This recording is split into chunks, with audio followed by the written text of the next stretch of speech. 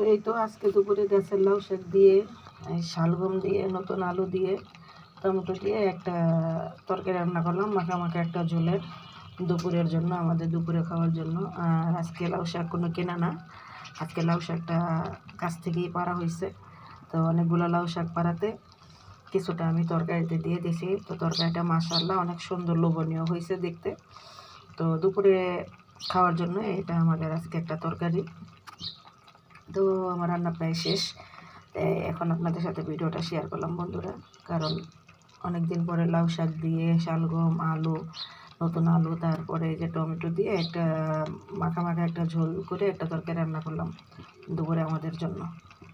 তো এখন আমি তরকারিটা নামাই নেবো, তার আগে আপনাদের সাথে ভিডিওটা শেয়ার করলাম বন্ধুরা। গাছের টাটকা টাটকা লাউ শাক আজকে অনেক ভালো লাগতেছে, জানি না খেতে কীরকম হবে। তো এই পর্যন্তই, সবাই ভালো থাকবেন, সুস্থ থাকবেন, আল্লাহ হাফেজ।